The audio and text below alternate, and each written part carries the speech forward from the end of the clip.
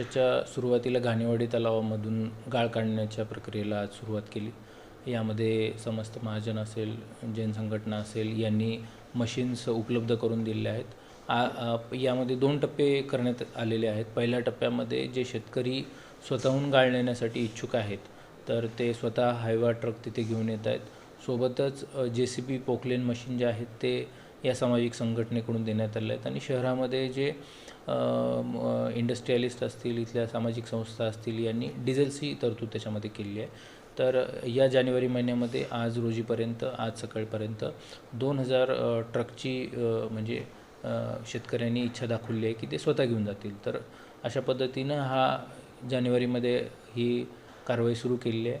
सोबतच जे शासन निर्णयाप्रमाणे, जलयुक्तच्या निर्णयाप्रमाणे काही शासकीय तरतूद करून मेपर्यंत हा गाळ काढण्याचा नियोजन आहे। जास्तीत जास्त गाळ घाणेवाडीचा काढण्याचा एक मोहीम स्वरूपामध्ये यावर्षी नियोजन करण्यात आलं आहे।